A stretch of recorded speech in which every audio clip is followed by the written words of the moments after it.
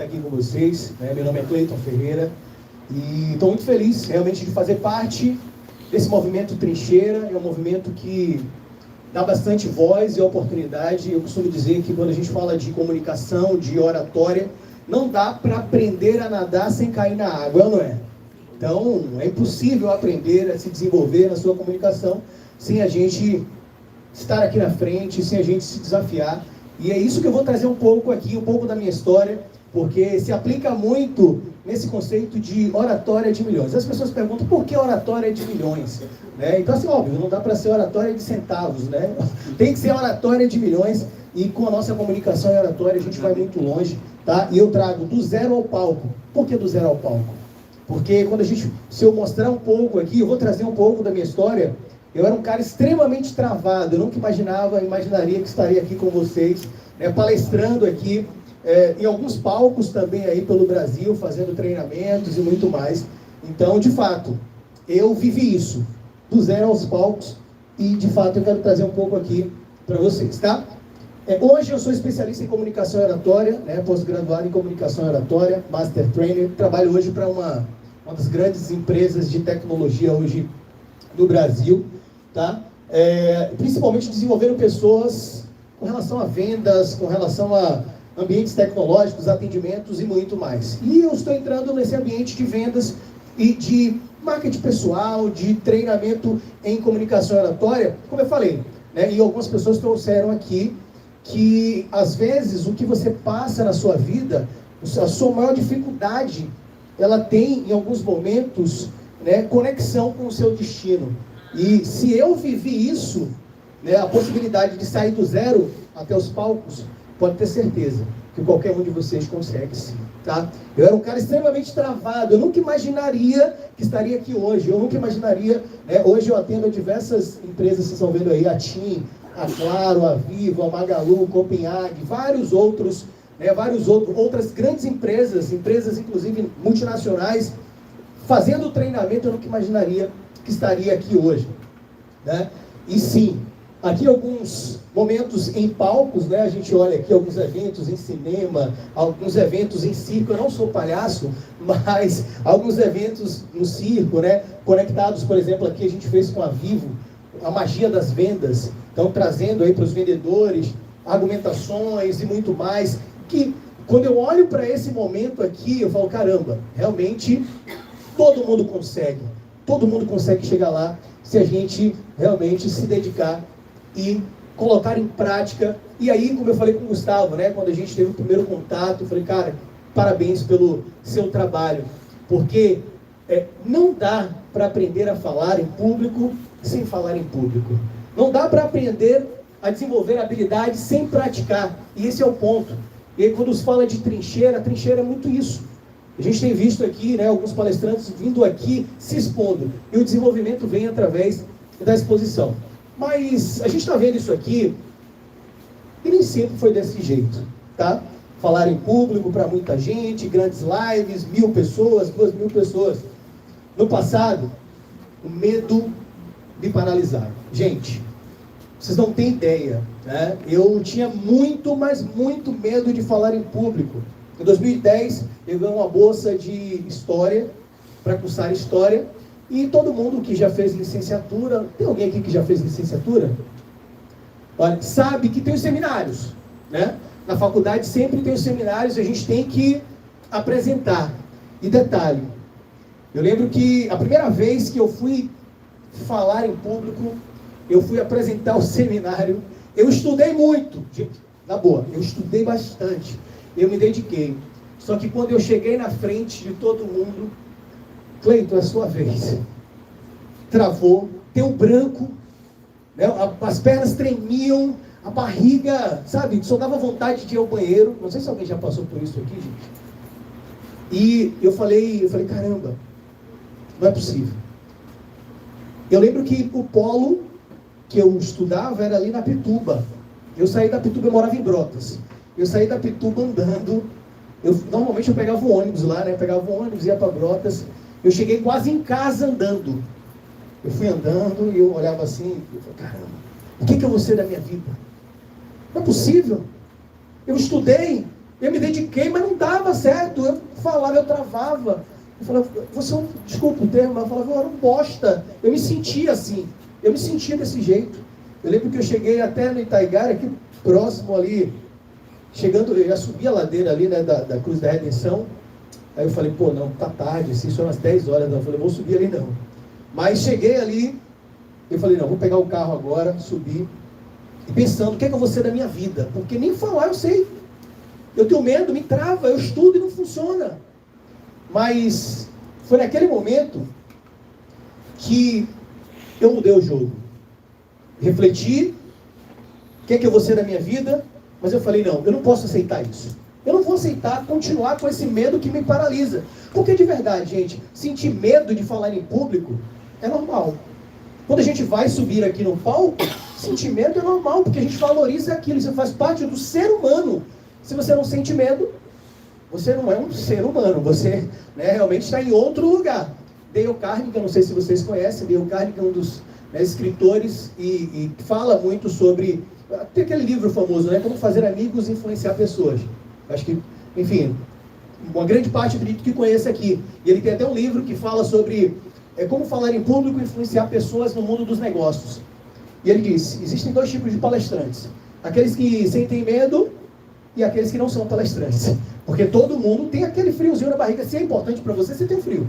Bate aquele friozinho. Só que aí tem um detalhe. O medo ele não pode te paralisar.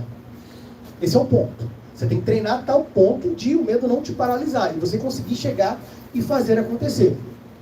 Eu decidi, eu falei, não, eu preciso fazer diferente. Cheguei naquele ponto de ônibus ali, peguei o carro para casa, ainda pensativo, e eu falei, agora eu vou me desafiar. E eu passei a não mais negar palco.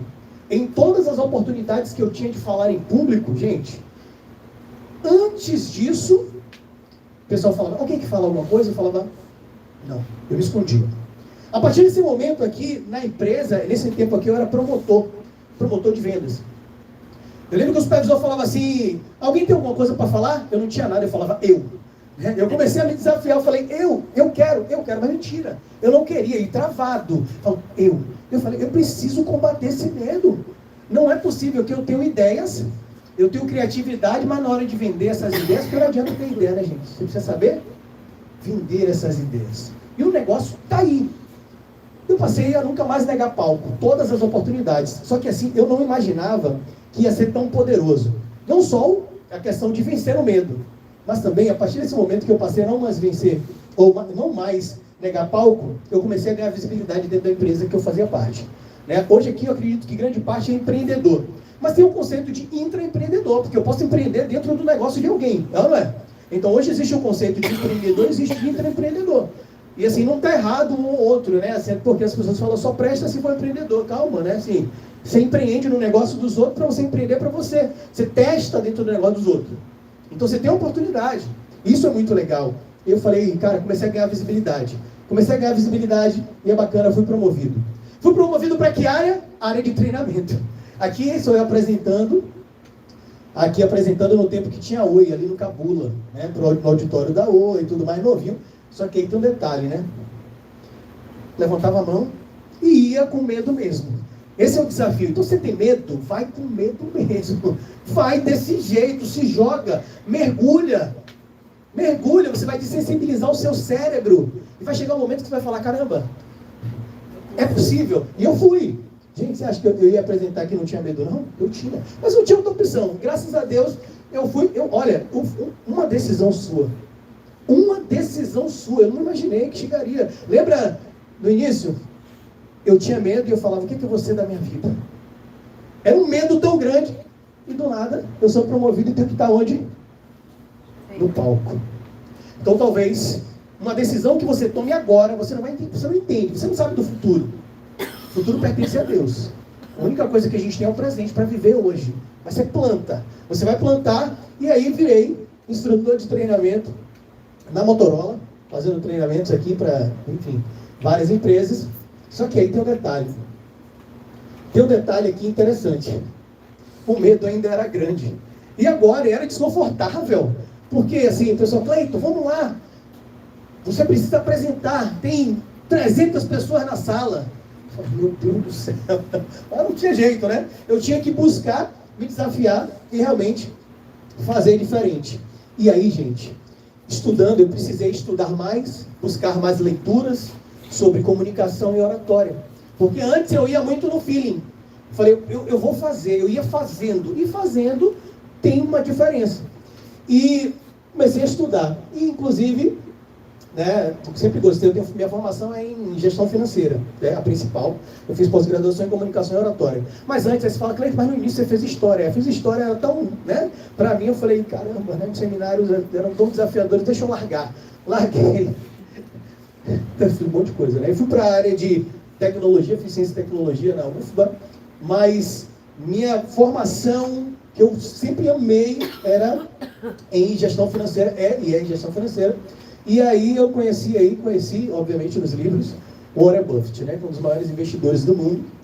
E falando, inclusive, sobre, agora você pode melhorar o seu valor em 50% aprendendo habilidades de comunicação referentes a falar em público. Eu falei, esse é o caminho. Eu preciso me desenvolver nisso, não adianta ter boas ideias. Você precisa saber vender as suas ideias. Ela não é fazer o famoso pitch. Quantas pessoas, e aí detalhe, em processo seletivo, gente, ela não é, você é melhor do que o cara, você tem um currículo ainda melhor, só que a pessoa fala melhor do que você. Quem passa é a pessoa. Infelizmente, você fala de um jeito, você tem muito conhecimento, mas você não sabe vender aquilo. Você, o seu alcance. Se o Warren Buffett falou isso, e aí estudando um pouco mais a história dele, gente, o Warren Buffett... O horário, olha, eu não olhei o horário que eu comecei, né? Ainda bem que... tá. São 15 minutos. Você falou, são 15 minutos aí. É quase um comercial. Tá quase. Tá quase? Sério mesmo? Então tá bom, vamos lá. Falta 5. Faltam 5? Tá bom, obrigado de nada. Então vamos lá. Olha só, detalhe. Então, beleza, esse cara, ele ama muito oratória, comunicação oratória. Depois eu pesquisei um pouco da história dele. Ele fez um dos cursos lá com Dale Carnegie, tá? Então, assim, eu vi a importância e aí entendi um pouco mais estudando sobre neurociência, que a gente tem uma relação com a plasticidade neural, ou seja, a gente tem uma habilidade de aprender, de se desenvolver. Tudo ao vivo aí, a bateria está acabando do PC. Coloca a bateria, bota ali, porque eu já ganhei mais 3 minutos aí, viu? É importante. Importante, obrigado. Pausa o cronômetro aí. Na mochila aqui. Não tem problema, a gente segue desse jeito. Tudo ao vivo, né? Olha só. Então, existe a questão da plasticidade neural. Nosso cérebro, ele tende a se aperfeiçoar e aprender com a exposição, com o treino. Então, a gente tem como aprender e se desenvolver cada vez mais. Inclusive, diga-se de passagem, tanto a neurociência como a programação neurolinguística são apaixonantes. Tá? Então, meu amigo ali, que trouxe um pouco da visão da psicologia, muito mais, acho que, enfim, não sei se é meu colega também que vai trazer, né, aqui um pouco sobre PNL, enfim. Então, quem quiser aprender um pouco mais sobre desenvolver o seu cérebro, eu ia falar aqui, enfim, mas tem a colega aí. Tá. E meu amigo também ali. Tá descarregando, não passa mesmo. Acho que deu 10 minutos agora. É verdade, obrigado. Olha lá, pausou. Aí. Então, nosso cérebro pode criar, e aí é interessante, né? Porque às vezes a gente tem alguns bloqueios, a gente consegue se desbloquear e a gente consegue criar novas trilhas neurais para seguir se desenvolvendo, tá? Então eu falei, poxa, não está em mim aquele bloqueio, eu não vou morrer com isso. Tem como vencer esse medo, tem como sair na frente, tá? É porque às vezes a gente fala assim, eu vou perder o medo de falar em público. Primeiro que não é nem medo, né, de falar em público, a gente tem medo do julgamento, né? Não é medo de falar em si. A gente tem medo do que os outros vão falar.